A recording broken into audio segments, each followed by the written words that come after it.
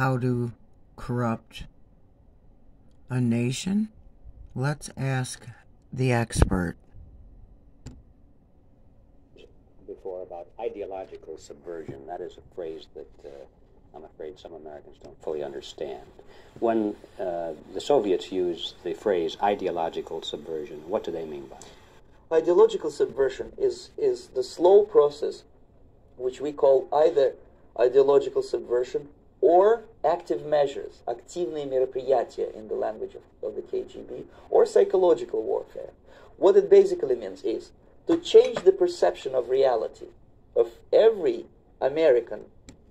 For we wrestle not against flesh and blood, but of principalities, powers, rulers of wickedness in high places. It's a mind game. To such an extent that despite of the abundance of information, no one is able to come to sensible conclusions in the interests of defending themselves, their families, their community, and their country. It's a great brainwashing process which goes very slow, and it's divided in 4 basic stages. It's akin to a frog on a pot, on a stove, in a pot of water, warm until it boils. He doesn't realize he's dead until it's too late. The first one being demoralization. It takes from 15 to 20 years to demoralize a nation. Why that many years? Because this is the minimum number of years which requires to educate one generation of students in the country of your enemy, exposed to the ideology of the enemy. In other words, Marxism-Leninism ideology is being pumped into the soft heads of at least 3 generations of American students without being challenged or counterbalanced by the basic values of Americanism, American patriotism. The demoralization process in the United States is basically completed already. For the last 25 years. Actually, it's overfulfilled because demoralization now reaches such... This is 20 or 30 years old, by the way. ...areas where previously not even Comrade Andropov and all his experts would even dream of such a tremendous success. Most of it is done by Americans to Americans. Oh, really? Moral standards. As I mentioned before, exposure to true information does not matter anymore. A person who was demoralized is unable to assess true information. The facts tell nothing to him.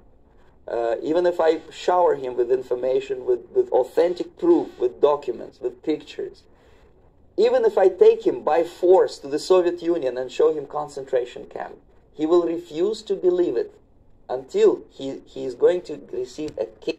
Sound familiar? In his fat bottom. Oh, a kick in his bottom, eh? When crashes his balls, then he will understand. But not before that. That's the tragic of the situation of demoralization. The next stage is destabilization. This time, subverter does not care about your ideas and the patterns of your consumption. Whether you eat junk food and get fat and flabby, doesn't matter anymore. This time, and it takes only from 2 to 5 years to destabilize a nation, what matters is essentials: economy, foreign relations, defense systems. And you can see it quite clearly that in some areas, in such sensitive areas as defense and economy, the influence of Marxist-Leninist ideas in the United States is absolutely fantastic. I could never believe it 14 years ago when I landed in this part of the world that the process will go that fast. The next stage, of course, is crisis. It may take only up to 6 weeks to bring a country to the verge of crisis. You can see it in Central America now. And after crisis, with a violent change of power, structure, and economy, you have so-called the period of normalization. It may last indefinitely. Normalization the new is a what? simple expression borrowed from Soviet propaganda. When the Soviet tanks moved into Czechoslovakia in '68, Comrade Brezhnev said, "Now the situation in brotherly Czechoslovakia is normalized." This is what will happen in the United States if you allow all these schmucks to bring the country to crisis.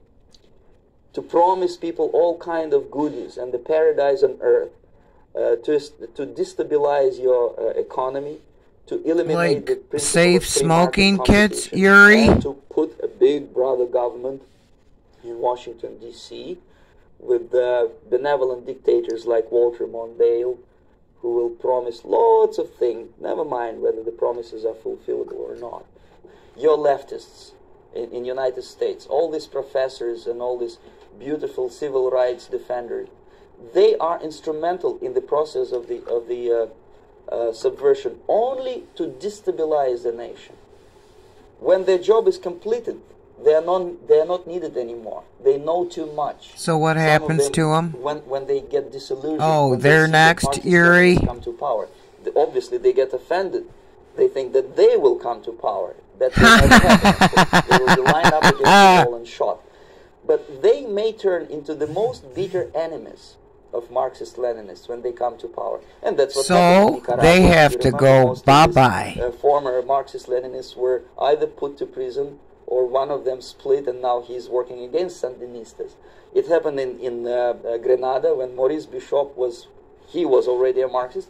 You better hear this, by a new Marxist, subverters. who was more Marxist than this Marxist.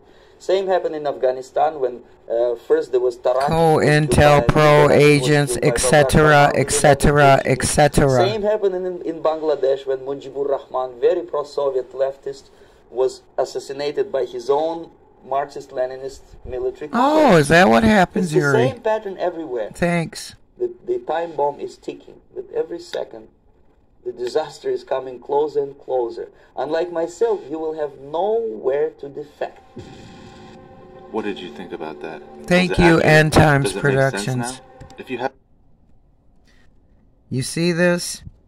Take heed, please, in Jesus' name. Fair use for documentary, education, entertainment, in Jesus' name.